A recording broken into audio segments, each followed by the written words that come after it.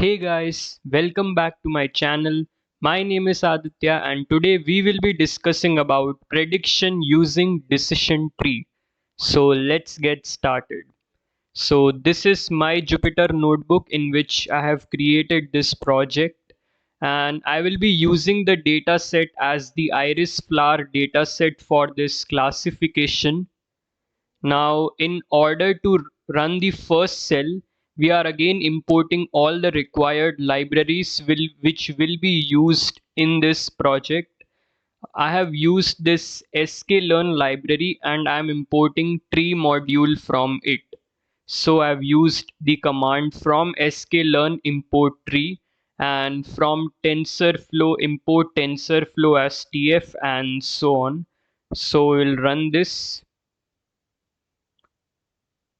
It will take a couple of seconds to run. And then my next column is about column names, sepal length, sepal width, petal width, and species. And there is another column list of species which is Setosa, versicolor, and virginica. I'll run this too. Now I will define the training path and the testing path from which I have to extract my training set and testing set. So we'll run this too. Now I want to see a glimpse of my training database. So I will run this train.head.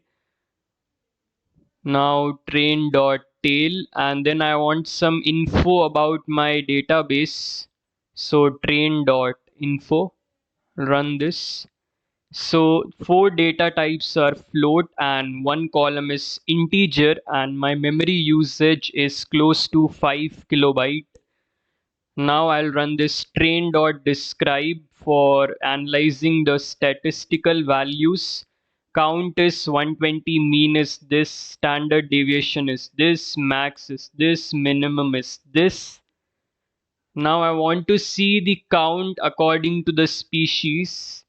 So we'll run this. So the species Setosa and the species Virginica had the most number of counts, whereas species versicolor had slightly less. Then I have created this another data frame which predicts the average length, or I would say mean of sepal length or sepal width or petal length or petal width, and it predicts what is the mean of them according to different flower species. So if the attribute is sepal length, then this would be the plot. Now I would divide them into training labels and testing labels too.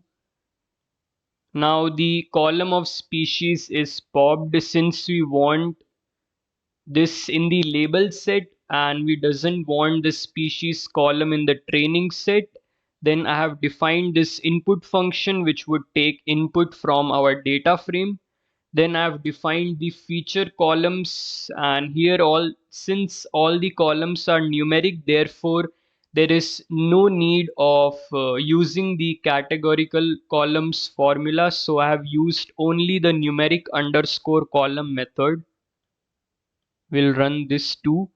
Then I have defined the model as model equals to tree.decision tree classifier, tree which we imported from sklearn, and then my model name is decision tree classifier. So we'll run this, and then I have used model equals to model.fit train comma train underscore y, fitting the model, and then using model.predict we will be predicting. And then I have automated the process using this function make underscore predictions, where I will be creating a data frame and then using model dot predict and then specifying the index. I would be categorizing it on the basis of the number of species. We'll run this. Now I'll change some of the values here. Let's say 6 and let's say 4 here. Again, it's versicolor, so let's change it more. 5, and here it's, let's say, 3, and here it's 2. Now we'll run this. Again, it's a versicolor. Guess I should keep it 4 now. Again, it's versicolor. I'll keep it 3, 2, 2, and 1. It's Setosa now. So that's how you will predict iris flower classification using decision tree method. Thank you.